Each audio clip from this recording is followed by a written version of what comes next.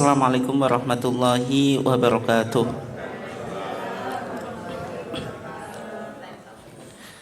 Alhamdulillahi wahdah, wassalatu wassalamu ala man la nabiyya ba'dah, amma ba'd. Yang saya hormati Ketua PCM Balen dan seluruh jajarannya, Bapak-bapak dan ibu-ibu sekalian, jamaah ketarjian Ahad pagi yang dimuliakan Allah. Alhamdulillah, pada pagi yang cerah ini kita masih diberikan oleh Allah Subhanahu wa taala nikmat yang berupa kesehatan dan juga kesempatan, sehingga kita masih tetap bisa istiqomah dalam upaya kita mentradisikan kajian ketarjian di lingkungan warga Muhammadiyah. Salawat dan salam semoga tetap terlimpahkan kepada Nabiullah Muhammad SAW, keluarganya, sahabatnya, dan seluruh orang yang mengikuti sunnahnya sampai hari kiamat. Bapak dan ibu sekalian yang dimuliakan Allah, insya Allah topik yang akan kita angkat pada pagi hari ini cukup penting untuk kita coba kaji dan kita ilmui, yang berkaitan dengan money politik atau politik uang menurut perspektif Muhammadiyah.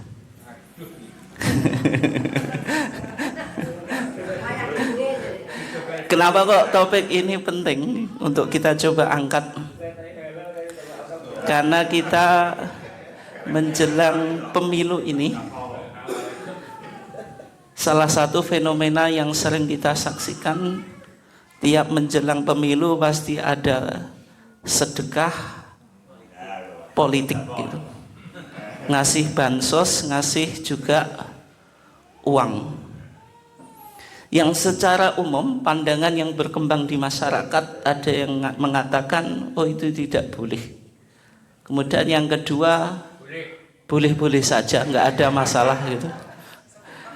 Dan sebagian warga juga menanti-nanti kapan kita mendapatkan uang, kecuali ya di momen-momen seperti ini gitu.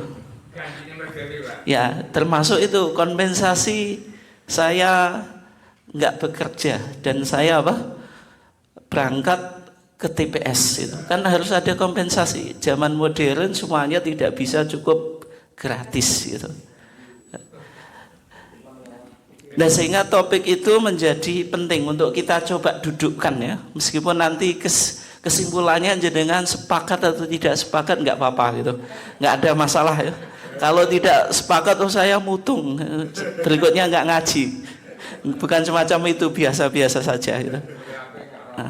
Lebih baik nggak tahu ya. Nah, ketika kita bicara tentang suap menyuap dalam Islam, itu diistilahkan dengan istilah riswah, diistilahkan dengan istilah riswah. Secara leksikal atau secara etimologis, bagaimana dalam fikih anti korupsi Muhammadiyah, riswah itu bermakna al-ju'al. Al-ju'al itu upah, hadiah, pemberian atau komisi. Dan sedangkan menurut istilah yang disebut riswah itu tindakan memberikan harta dan yang semisalnya untuk membatalkan hak milik pihak lain atau mendapatkan atas hak milik pihak lain. Itu definisi riswah. Dan tujuan orang melakukan riswah atau suap itu, yang pertama membatalkan kebenaran, yang kedua mewujudkan kebatilan. Itu yang disebut riswah. Nah, kemudian kalau kita bicara tentang dalil yang berkaitan dengan riswah, di antara dalilnya bisa kita temukan dalam kitab Bulughul Maram yang ditulis oleh Al-Hafidh Ibnu Hajar Al-Asqalani. Di Kitabul Qadha. Kitabul Qadha itu kitab peradilan. Kenapa?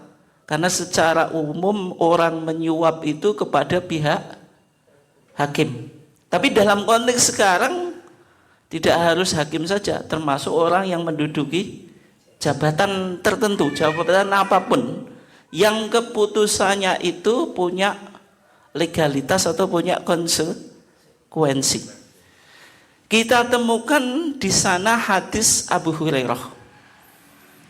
Qala la'ana Rasulullah sallam ar-rasyiya wal murtasyiyah fil hukmi. Rasulullah itu melaknat ar-rasyiyah, orang yang menyuap, wal murtasyiyah, dan orang yang disuap, fil hukmi, dalam hukum. Rawahu Ahmadu wal arba'atu, diriwayatkan oleh Imam Ahmad dan Imam hadis 4, yaitu siapa? Al-Imam At-Tirmidzi atau Abu Isa At-Tirmidzi, kemudian Al-Imam Abu Dawud, kemudian Al-Imam An-Nasai dan Imam Ibnu Majah. Wa hasanahu At-Tirmidzi, dan hadis ini dinilai hasan oleh Imam Tirmidzi. Wa sahahahu Ibnu Hibban, dan disahihkan oleh Imam Ibnu Hibban. Berarti kalau kita lihat dalam hadis ini, Bapak dan Ibu sekalian yang dimuliakan Allah, ada 3 pelaku dalam suap menyuap. Ada 3 pelaku. Yang pertama ar-rashi. Ar-rashi itu man yu'ti alladhi yu'inuhu alal batil, orang yang ngasih, yang bisa mengasih kepada seseorang yang bisa membantunya untuk melakukan apa? Kebatilan. Wal murtasi al-akhid, yang murtasi itu yang mengambil uang, tapi tentu melibatkan pihak yang ketiga, itu yang disebut apa Pak? Maklar. Maklar itu termasuk kena laknat di sini atau tidak? Yang mensukseskan. Nah, di riwayat Imam Ahmad, wazada Ahmadu, dan Imam Ahmad menambah wara'isyah. Ini istilah yang ketiga Pak. Ara'isyah itu maklarnya. Huwallazi yamshi bainahuma, yang menghubungkan antara keduanya. Tapi kadang maklar itu tidak mengambil keuntungan apapun, tidak mendapatkan upah apapun. Apakah dosa? Dosa atau enggak? Kadang malah bodoh. Di sini dikatakan wa illam ya'khud ala sifaratihi ajran, meskipun tidak mendapatkan upah. Fa in akhadha, kalau ngambil upah, fa wa ablagu, lebih parah dosanya. Berarti pelaku riswah, suap menyuap itu 3. Yang menyuap, yang disuap, terus pelantara atau maklar atau butuh juga.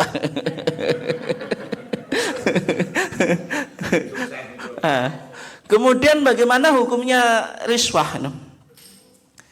Riswah itu masuk di dalam 2 ayat Pak. Yang pertama ayat yang Allah Subhanahu wa taala berfirman akaluna lisukhti, mereka makan suhet. Suhet itu apa?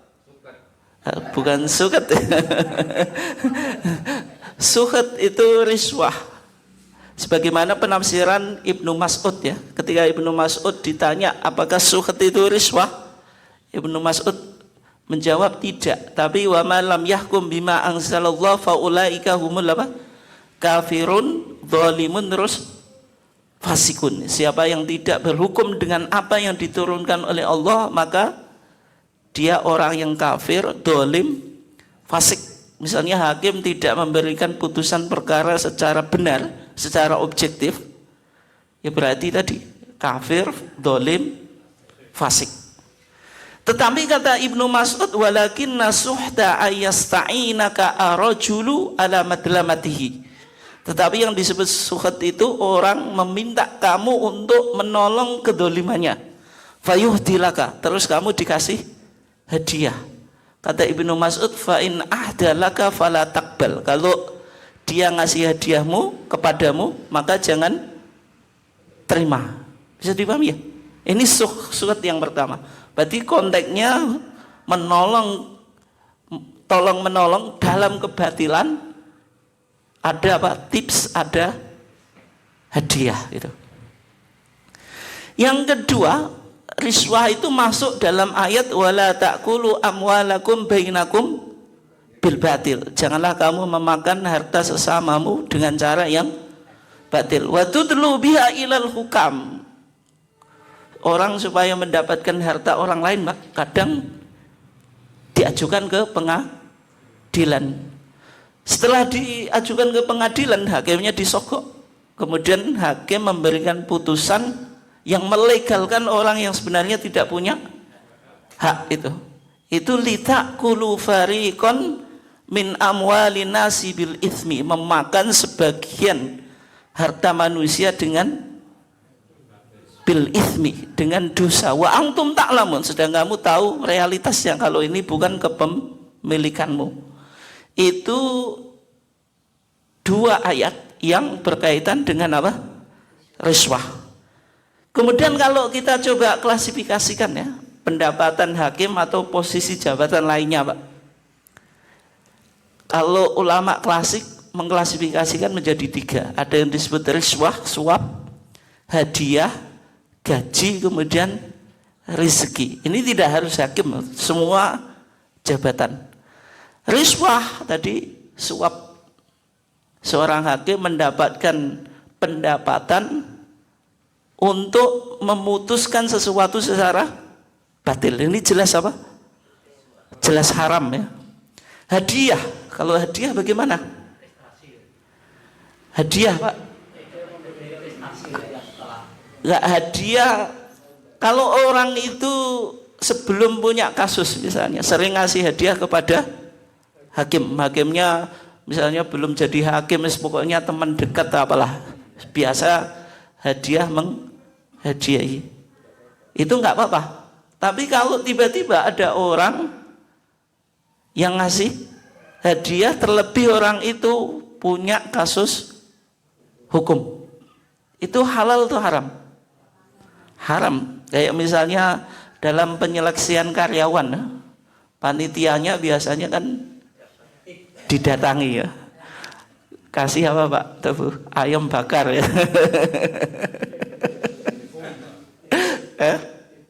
Titip Pak ya, titip. Titip kasih ayam bakar macam-macam. Sebelumnya nggak pernah ngasih ayam bakar, tiba-tiba kok ngasih ayam bakar. Semacam itu potensi masuk riswah. Kenapa? Karena secara psikologi itu menjadikan apa yang dilakukan tidak objektif. Itu jelas Pak. Secara psikologi, dengan tidak harus pendekatan agama ya, pendekatan psikologi. Kebaikan seseorang itu tetap membawa pengaruh. Bawa pengaruh atau enggak? Bawa. Sehingga apalagi hakim harus objektif, semacam itu tidak boleh. Kemudian yang berikutnya gaji sama rizki.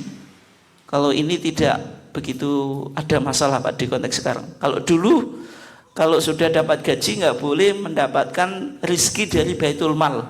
Kalau dapat dari baitul mal tidak boleh mendapatkan gaji. Kalau sekarang sudah cukup diatur ya gitu. Nah kalau itu kalau disepakati nggak apa-apa maksudnya ya. Tergantung apa kebijakannya. Kalau dulu kan diatur Pak, kalau seorang hakim tidak mendapatkan gaji dikasih uang dari baitul mal, itu namanya rizkun. Tapi kalau mendapatkan uang dari baitul mal tidak digaji. Tapi kalau ingin dua-duanya nggak boleh. Misalnya masih hakim minta bantuan ke lembaga sosial. Misalnya guru, jenengan guru sudah dapat gaji dari lembaga sosial, boleh atau enggak Pak? Kalau konteks sekarang kalau disepakati nggak dianggap masalah ya tidak apa-apa. Tapi dulu kebijakannya kan bisa dipahami atau enggak? Bisa ya? Maksudnya kalau dapat uang dari baitul mal namanya rizkun, tidak boleh dapat gaji. Kalau dapat gaji berarti nggak usah dapat dari baitul mal. Tapi kalau double itu yang nggak boleh. Tapi ini berkaitan dengan kebijakan Pak. Kalau sekarang guru misalnya atau pegawai apapun memang gajinya nggak mencukupi, didukung oleh lembaga sosial, boleh atau enggak? Ya boleh gitu. Ini kan maksudnya konteks waktu dulu itu, waktu dulu. Oke ya. Berikutnya yang menjadi perdebatan, Pak. Kalau yang sudah kita kaji tadi, orang yang melakukan riswah itu masuk wala ta'kulu amwalakum bil batil, terus akaluna lisukti, itu yang riswah atau suap menyuap untuk tadi membatalkan yang batil dan membatalkan yang hak. Itu jelas apa? Haram. Semua ulama sepakat. Tapi yang menjadi perdebatan, Pak, termasuk kepentingan jenengan itu, saya ngasih uang supaya memperjuangkan kebenaran biar menang. Itu bagaimana? Boleh atau enggak? Itu suap untuk apa, Pak? Kebaikan, untuk kebenaran, untuk mendapatkan hak. Termasuk misalnya rekrutmen karyawan-karyawan tertentu, Pak, ASN, CPNS, kadang-kadang lewat semacam itu, Pak. Kemudian aparatur desa, macam-macam, Pak, itu gimana? Kita akan repot, Pak. Di satu sisi setiap warga negara berhak mendapatkan pekerjaan yang layak, tidak bisa mendapatkan haknya kecuali melakukan semacam itu hukumnya bagaimana? Artinya ketika dia menyuap itu untuk menuntut haknya. Dan nanti konteks politik juga setiap politisi yang nyalek berhak untuk mendapatkan kursi atau suara, karena sistem demokrasi kekuasaan di tangan rakyat. Rakyatnya nggak mau nyoblos kalau nggak dikasih uang, padahal sudah tahu kalau memilih pemimpin wajib. Ya repotnya kan di situ. Nah itu, apalagi harus ada bensin, ada kompensasi macam-macam itu. Ya itu biasanya ke sawah kok disuruh berangkat ke TPS gitu. Nah untuk mengkaji ini, Pak, kita lihat dulu dari pendapat ulama klasik dulu. Nanti kita hubungkan fatwa Muhammadiyah.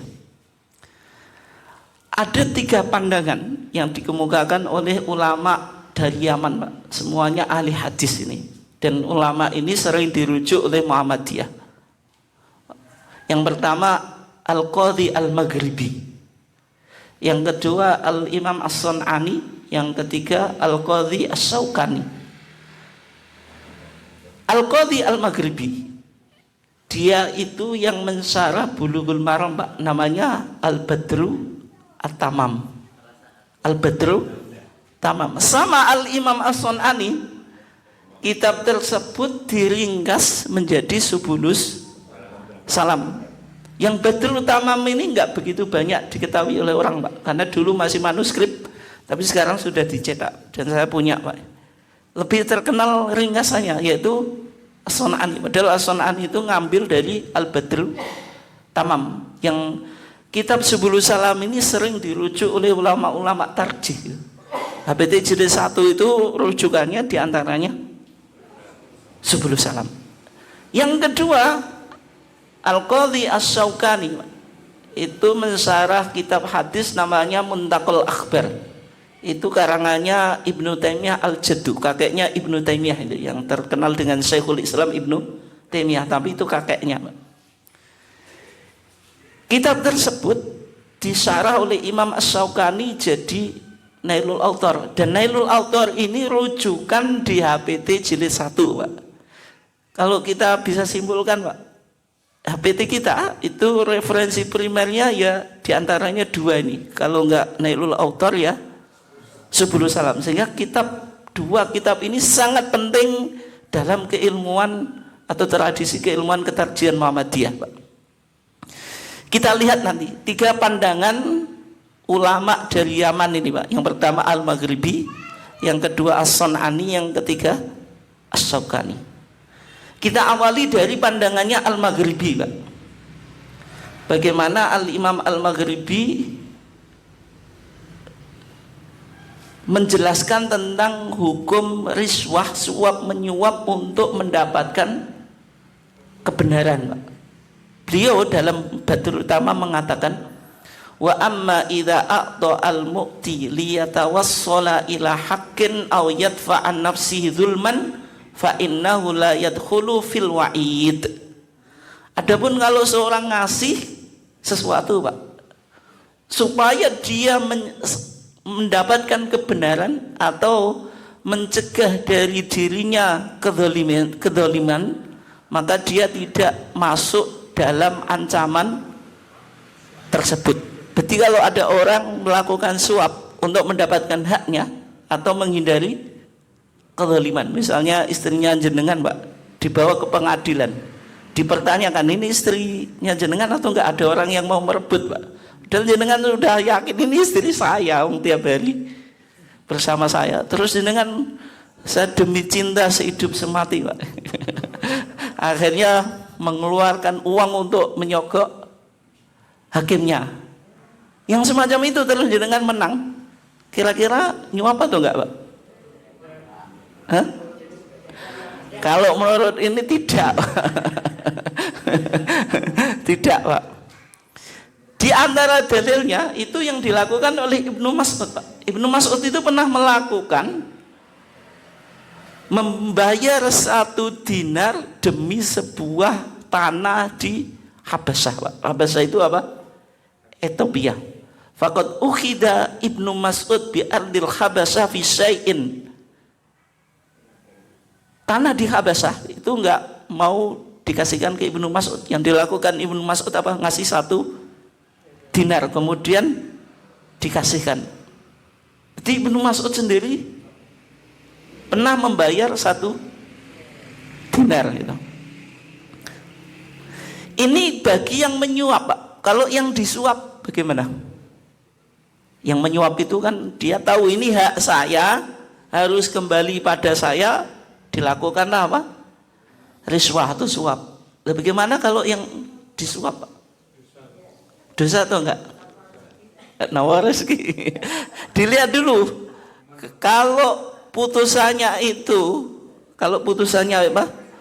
Putusannya itu bisa merubah yang hak menjadi batil, yang batil menjadi hak, itu haram hakimnya. Tapi kalau hakimnya itu mau dikasih atau enggak, itu enggak punya konsekuensi, karena dia dalam memutuskan sesuai prosedur. Yang semacam itu hakimnya menerima uang suap dianggap tidak apa-apa, karena uang yang dikasih atau hadiah yang dikasih tidak memberikan pengaruh pada apa? Putusannya. Bisa dipahami atau enggak? Ya. Berarti kalau Al-Maghribi, Pak, ini lebih luas. Yang nyuap tidak apa-apa, yang disuap ketika putusannya tidak punya konsekuensi apapun, maksudnya apa, tidak memberikan pengaruh pada hadiahnya, tidak memberikan pengaruh pada putusannya, itu dianggap tidak apa-apa. Ini penting, Pak Gabu. Kadang kelihatannya kan jenengan tertarik dengan pandangan ini kan. Nah, Al-Maghribi ini gurunya Imam As-Sun'ani, Pak. Sama Imam As-Sun'ani dipertegas di Bulughul Maram itu. Kalau dikasih suap, tapi kata Imam Syaukani ya, itu haram bagi hakimnya. Kalau yang ngasih itu tidak haram karena dia menuntut apa? Haknya. Wakilah, dan dalam satu pendapat tahrumu, itu juga haram li annaha tuqiu al-hakim fil itsmi, karena hadiahnya ini bisa menjatuhkan hakim dalam perbuatan dosa. Berarti kalau Imam As-Sun'ani itu agak bimbang, Pak. Satu sisi sepakat dengan Al-Maghribi, satu sisi kalau ini dilakukan menjebak hakimnya pada perbuatan yang dosa gitu. Maksudnya orang yang disuap, dan jenengan tidak dosa karena apa? Menuntut haknya. Tanah saya, ini tanah saya kok dirampas oleh orang lain, dibawa ke pengadilan, mati-matian membela kasus ini, disuap. Kan jenengan menuntut haknya, tapi hakimnya dalam pandangan Imam Sun'ani tetap dosa karena dia menerima suap. Yang ngasih tidak dosa, tidak apa-apa. Bisa dipahami itu enggak? Enggak, sama Imam Syaukani, As-Sun'ani itu dipersempit, Pak. Kemudian Al-Imam As-Syaukani, Pak. Berarti Al-Maghribi punya murid Sun'ani, Pak. Imam Sun'ani punya murid namanya Al-Hasan, Pak. Al-Hasan Al-Maghribi. Al-Hasan Al-Maghribi punya murid namanya As-Syaukani, Pak. Sebenarnya ada sanad keilmuan. Di Nailul Autar dikatakan oleh Imam Syaukani tentang riswah itu, Pak. Kalau riswah itu mencari hak yang mujma' alaih, Pak. Wa in talaba bidzalika haqqan mujma'an alaihi jaza. Disebutkan ada sebagian pandangan ulama yang membolehkan kalau seseorang itu menuntut haknya yang sudah disepakati, Pak, itu boleh. Artinya kalau oh ini istri saya kok direbut orang, oh ini tanah saya kok direbut orang, itu jaza, boleh. Itu pandangannya siapa? Al-Mansur Billah wa Abu Ja'farin, ini ulama Ahlul Bait, Pak. Terus yang penting ini loh, wa ba'du ashabi Syafi'i, dan sebagian sahabatnya Imam Syafi'i. Sehingga kalau Gus Bak memunculkan pandangan dari Fathul Mu'in itu sumbernya apa? Sebagian sahabatnya Imam Syafi'i. Kata Gus Bak, kalau kita ngasih uang di pemilu itu bukan suap. Kenapa? Karena kita membeli kebenaran. Jangan sampai parlemen itu diduduki oleh orang-orang yang tidak soleh, partai yang nggak jelas menguasai parlemen. Orang soleh karena nggak mau menyuap, nggak ada yang jadi. Itu logikanya pakai ini. Bisa dipahami itu enggak? Itu sebagian sahabat Imam Syafi'i. Tapi sama Al-Imam As-Syaukani, Pak, dikritik. Kalau itu boleh, apa dalil yang mengecualikan?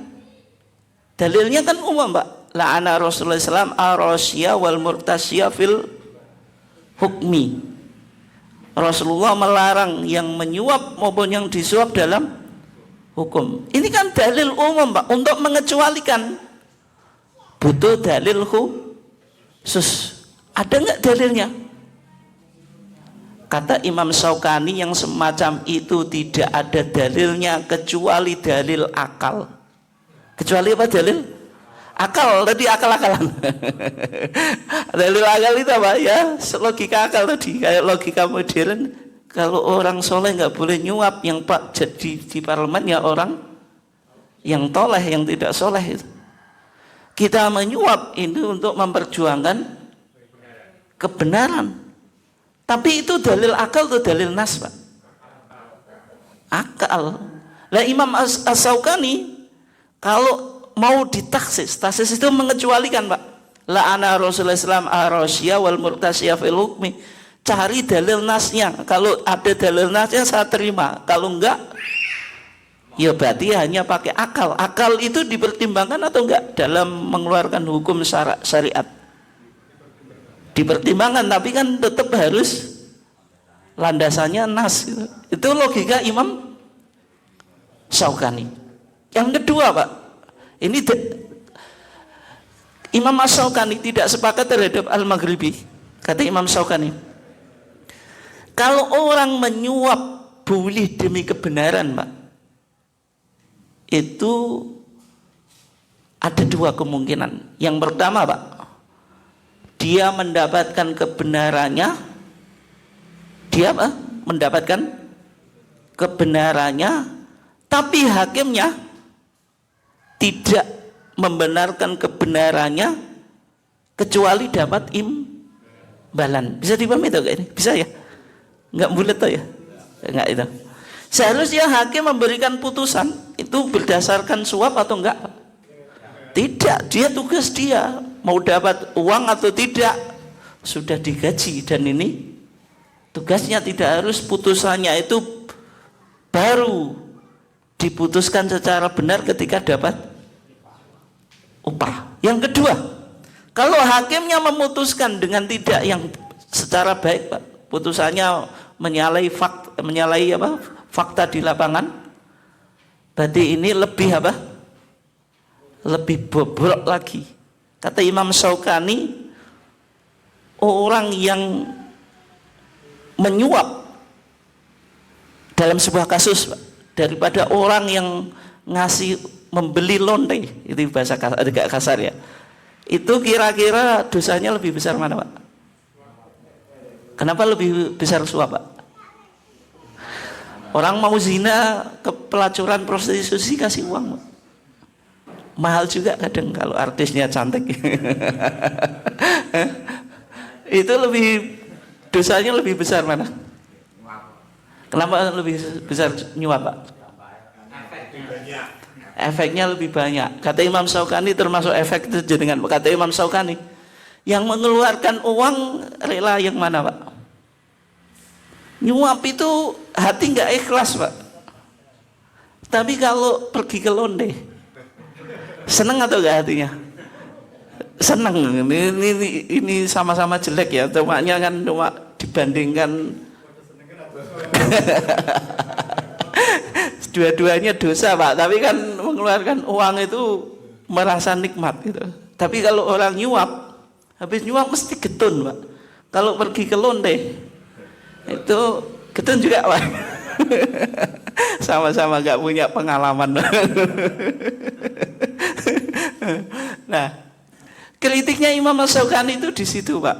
Jadi kalau mau dikecualikan harus ada dalil secara nas. Kata Imam Syaukani, kalau karena tidak ada dalil secara nas, ini namanya takhsisun biduni mukhassisin, mengecualikan hukum tanpa ada pengecualian secara nas. Tidak ada yang bisa mengecualikan kecuali akal, dan akal itu tidak bisa dijadikan pegangan. Kata Imam siapa?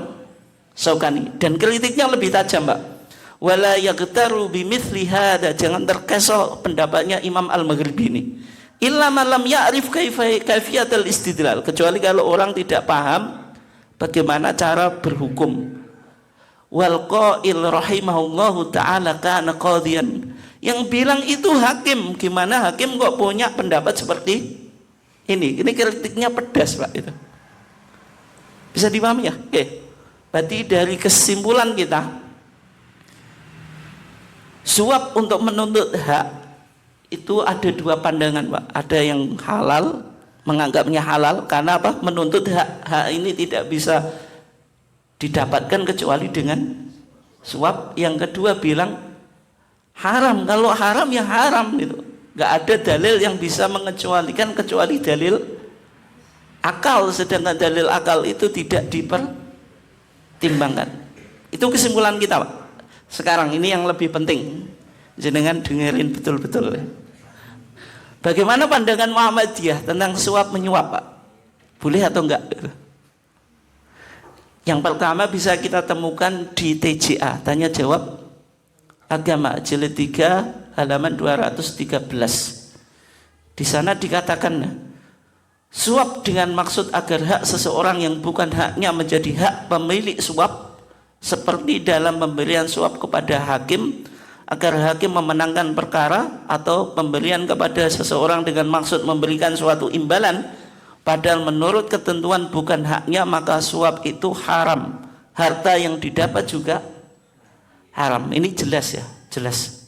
Karena tadi membatalkan yang hak atau membatalkan apa Pak? Menjadikan yang batil hak, itu jelas sepakat. Tapi bagaimana kalau haknya? Ini Majelis Tarjih kok jawabannya gini Pak. Ini contohnya. Orang ikut seleksi penerimaan karyawan Pak. Sudah ikut tes, tapi SK-nya nggak turun. Supaya SK-nya cepat turun, digotek Pak. Itu sudah menjadi haknya atau belum? Ada yang bilang sudah haknya, ada yang tidak. Dia sudah dinyatakan lolos, tapi masalahnya SK-nya ini belum turun. Yang dilakukan digotek Pak. Kata Majelis Tarjih Pak, yang semacam itu tetap dianggap riswah dan haram. Ini fatwa pertama Pak. Nanti jenengan cek di TJA jilid 3 halaman 213. Yang kedua Pak, ini lebih spesifik gitu. Tapi jelas nggak menguntungkan jenengan Pak. Ini susah diaplikasikan juga. Suap saat pilkades. Bisa jenengan download nanti karena belum masuk TJA Pak. Tulis aja di searching di Google itu. Suap saat pilkades. Ini disidangkan tahun 2013 Pak. Dalam pilkades itu biasanya ada berbagai macam manuver, diantaranya ngasih bansos kalau menjelang coblosan yang besar-besaran Pak. Oh sana 100.000, saya 200.000. Sana 200.000, saya 300.000. Satu orang dibeli 1 juta juga Pak. Itu hoax atau betulan Pak? Betul.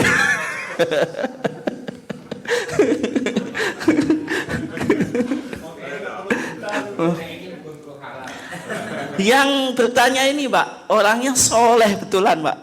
Saya terima atau enggak? Kalau saya terima itu saya nanti takut juga dikatakan saya orang yang sok suci. 1 juta Pak. Imani Bu ya, 1 juta Ibu. 1 juta itu banyak ya. Dan jawaban majelis tarjih Pak. Ini. Majelis tarjih dalam pembahasan suap itu sebenarnya sudah dibahas di dalam fikih anti korupsi, perspektif ulama Muhammadiyah yang sudah kita kaji. Kemudian di sana dikatakan perbuatan yang dilakukan oleh calon kepala desa dengan membagi-bagikan uang kepada masyarakat agar masyarakat memilihnya pada pemilihan kepala desa pilkades merupakan tindakan suap gitu. Yang kedua apa? Dan dikategorikan sebagai tindak pidana korupsi. Dan dikutip Undang-Undang Nomor 11 Tahun 1980 Pak. Kalau yang ngasih suap itu di ancaman pidananya 5 tahun, dendanya 15 juta rupiah. Kalau menerima 3 tahun, ancaman dendanya berapa? 15 juta rupiah yang ngasih.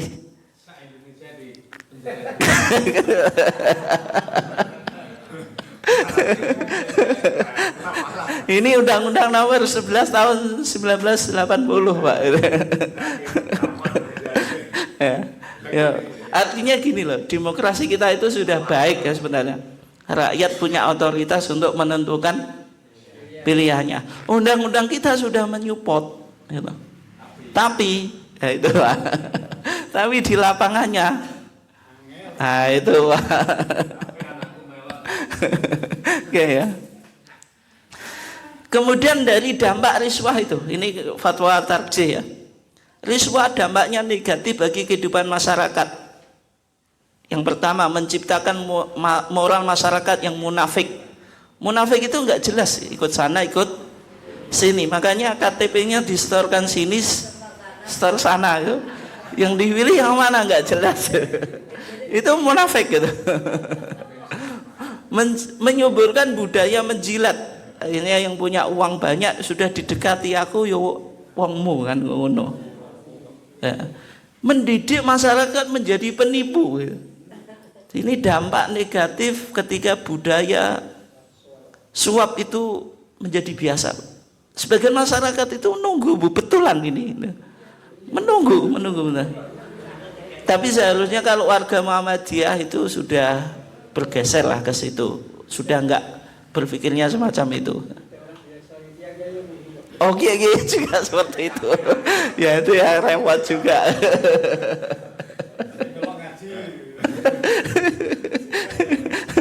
Oke ya. Ya setengah haram.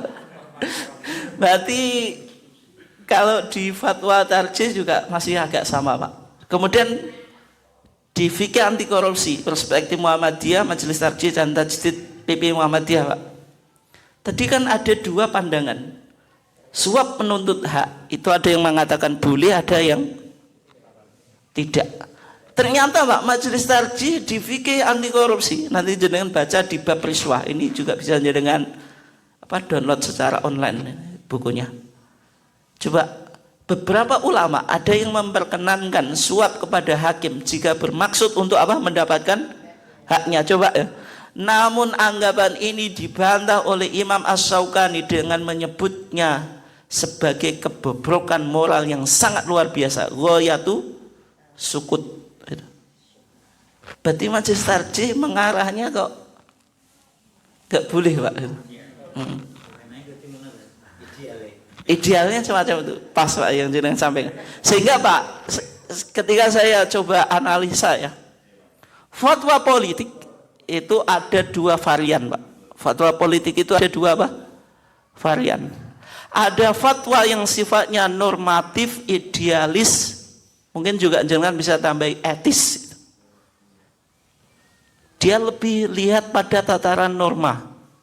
Idealis, yang ideal itu orang Islam itu yang enggak terlibat dalam harta-harta yang enggak jelas. Etis, melihat pada etikanya.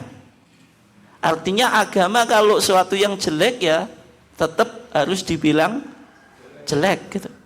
Yang kedua fatwa responsif realistis, Pak. Responsif. Ini problem kontemporer harus dijawab. Jangan tidak dijawab. Tim suksesnya mau bergerak, fatwanya lambat. Saya tunggu-tunggu fatwanya kok bingung kiainya. Mengasih fatwa itu juga nggak mudah, Pak. Tapi kalau orang nggak cerdas, kiainya nggak begitu pandai, Pak, itu lebih cepat fatwanya, Pak. Tapi kalau kiai semakin ilmunya tinggi, itu fatwanya agak lambat, Pak. Kenapa? Karena akan pertimbangan, Pak. Kalau nggak ilmunya dikit, wong nggak ditanya saja fatwa kok, apalagi ada orang yang minta fatwa. Nggak ditanya loh ngasih fatwa. Kalau ilmunya agak tinggi, Pak, ditanya saja bulet ya, Pak, bingung soalnya dia. Kemudian responsif realistis. Realistis itu melihat realita gitu. Nah, sehingga dalam analisa saya, Pak, kalau fatwa politik itu sifatnya normatif idealis, Pak, melihat pada dampak negatif suap politik itu, Pak, atau money politik itu untuk pejabat. Dampak negatifnya apa, Pak? Pejabat itu kosnya untuk menduduki jabatan, meraih kursi, kosnya cukup tinggi. Sehingga yang ia lakukan ketika jadi apa? Bagaimana mengembalikan modalnya itu. Di antara caranya apa, Pak? Korupsi itu cara yang yang paling singkat, Pak. Paling cepat itu. Karena dia sibuk mengembalikan modalnya, rakyat dipikir atau enggak? Enggak, sehingga melahirkan pejabat yang dekatin jenengan ya cuma waktu pemilu, Pak. Kalau enggak ya sudah jenengan babai, terima kasih sudah dukung gitu. Aspirasi jenengan tidak pernah ditampung. Ini problemnya di sini. Bagi rakyat dampak negatifnya, Pak, melahirkan masyarakat yang munafik tadi. Enggak jelas pendiriannya gitu. Siapa yang ngasih uang ya saya coblos gitu. Uang yang banyak saya coblos gitu. Kemudian budaya penjilat dan penipu, sehingga tadi lahir fatwa yang normatif idealis. Bisa dipahami ya? Jadi kalau fatwanya normatif idealis itu melihat pada dampak negatif untuk pejabat dan rakyat. Kalau fatwanya realistis responsif tadi, kalau pemilu ini perjuangan, jangan sampai orang yang soleh nggak menduduki kursi. Ketika nggak menduduki kursi, ya kalau kebijakannya pro terhadap umat Islam. Kalau tidak, umat Islam sendiri yang repot. Karena umat Islam semuanya soleh, nggak mau menduduki kursi DPR, kan problem, Pak. Kalau semuanya soleh, Pak, perangkat desa itu kan rata-rata sekarang pakai uang, Pak, ya. Kalau kita nggak ada yang masuk di situ, ya nggak ada teman kita yang jadi perangkat desa, kan ya repot juga, Pak. Itu apa? Fatwa realistis apa? Responsif, ketika menyuap memperjuangkan kebenaran itu. Melihatnya pada dampak positifnya. Untuk pejabat Pak bisa mendapatkan kekuasaan. Kemudian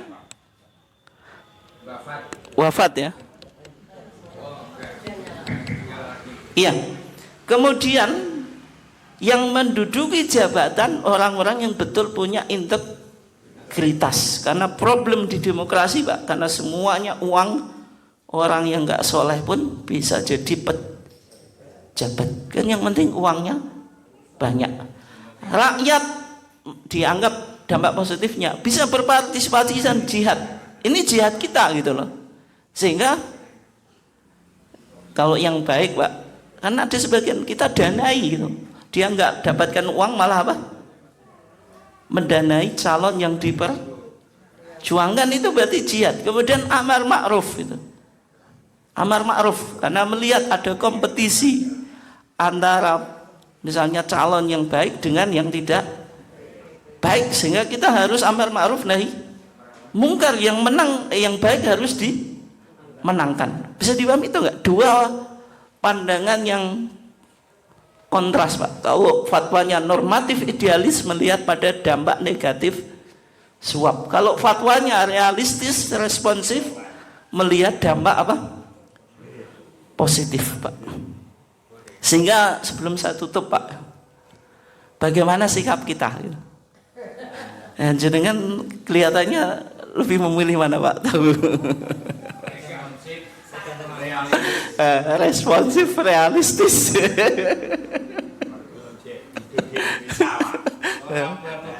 Ya itu ya, terasa itu.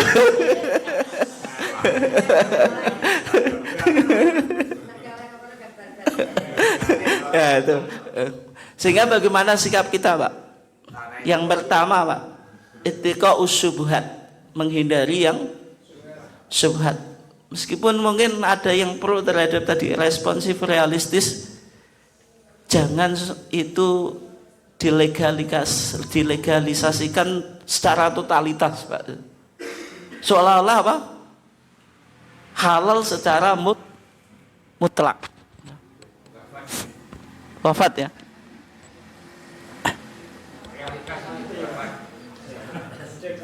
Maksudnya apa? Ya. Penting untuk menghindari yang syubhat, tapi sebisa mungkin ya. Meskipun itu mungkin bisa jenengan pandangannya semacam itu, tapi fatwa semacam itu kan tidak selamanya kan, tergantung konteks yang kita hadapi. Bisa dipahami itu enggak? Oke. Yang kedua, memilih akhafu dororain. Ada dua madhurat yang kita hadapi Pak. Kalau jenengan memilih fatwa yang normatif idealis, nggak ada calon jenengan yang menduduki jabatan atau kursi, semuanya nggak jadi Bu. Akhirnya tadi sekolahnya juga jadi tadi ya mengandungkan subsidi, orang-orang nggak mau amal gitu. Kenapa? Amalnya juga lewat nyoblos. Kemudian ya dampaknya nih, dampak apa negatifnya kalau fatwanya tadi realistis responsif, warga kita juga nggak cerdas Pak. Tadi uang itu. Padahal itu bentuk perjuangan gitu. Nggak, maksudnya kalau saya memilih itu dari hati saya, bukan karena uang gitu loh. Itu yang disebut apa? Memilih akhafu dzararain. Memilih dua mudarat yang apa? Yang semuanya mudarat, dipilih yang paling ringan. Itu tergantung ijtihadnya Pak, tergantung ijtihadnya.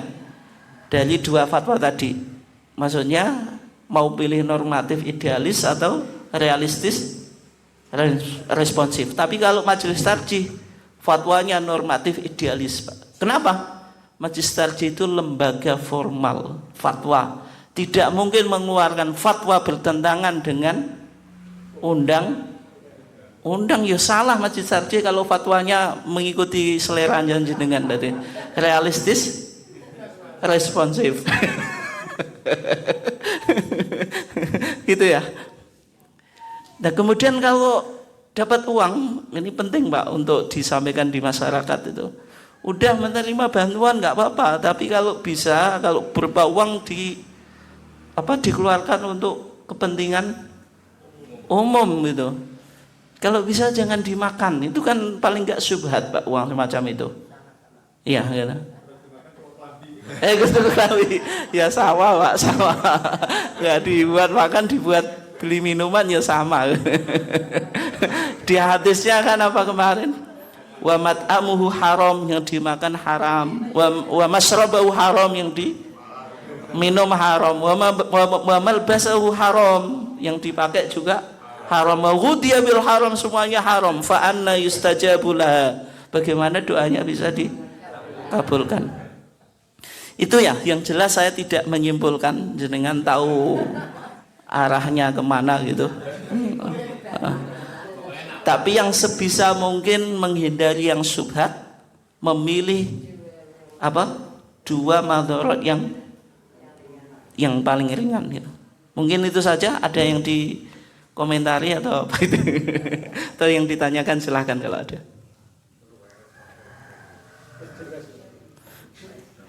Jelas ya? Memang sudah saya petakan, dua-duanya tetap saya akomodir gitu.